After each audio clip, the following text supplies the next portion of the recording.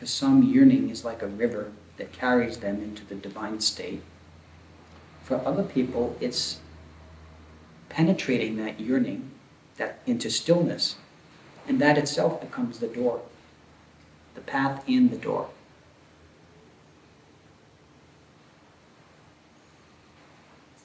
So whichever your path is, you need to just trust it.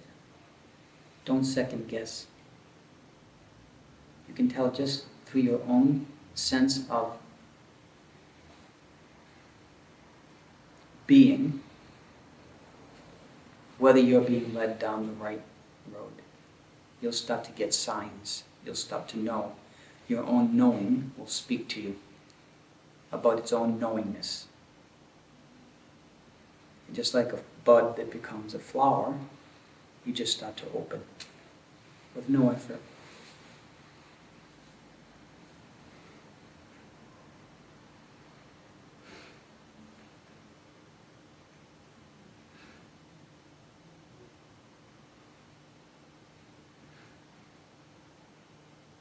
Does anyone have any preliminary concerns or questions that you want me to know about before we begin? Or is everyone pretty much seated in a good place? Good.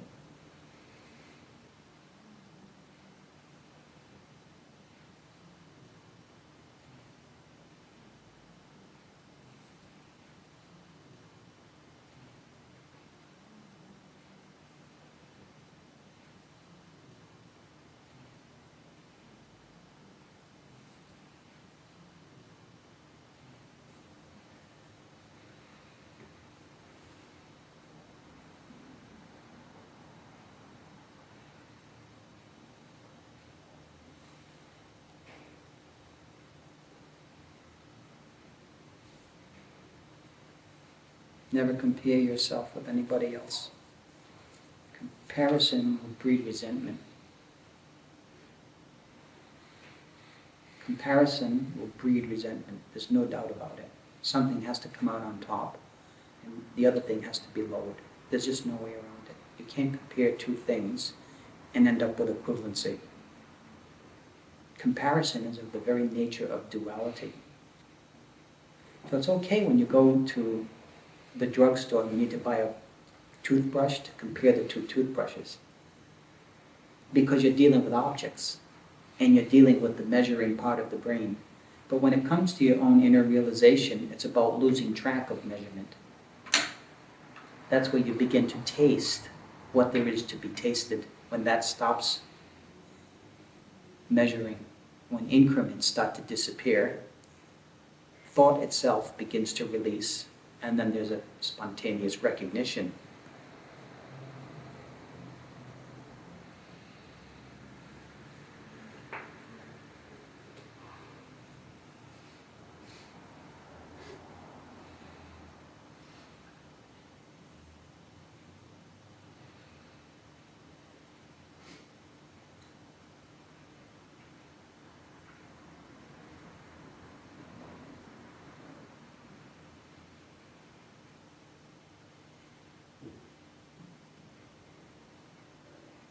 Question that may come up is, can you continue to measure and use the measurement-based mind in that state of innocent freedom where there is no measurement, no division?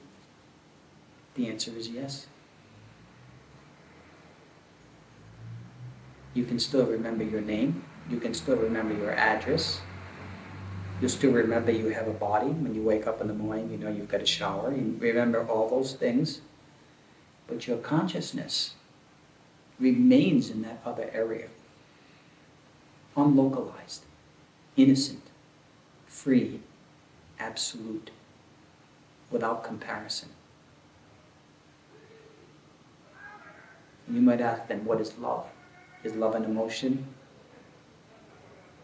The only kind of emotion you can have that's mind-based is attachment, superficial feeling. But that consciousness that is beyond measurement is also love. So you should not fall into the trap of thinking that it's merely empty, merely nothing. Since relationship and the possibility for relationship is embedded within that emptiness. Otherwise, we have a whole creation of disparate objects all functioning in their own emptiness, nothing with relational capability. So you have a universe that's totally relational and totally empty, free at the same time. And both are submerged in that one consciousness.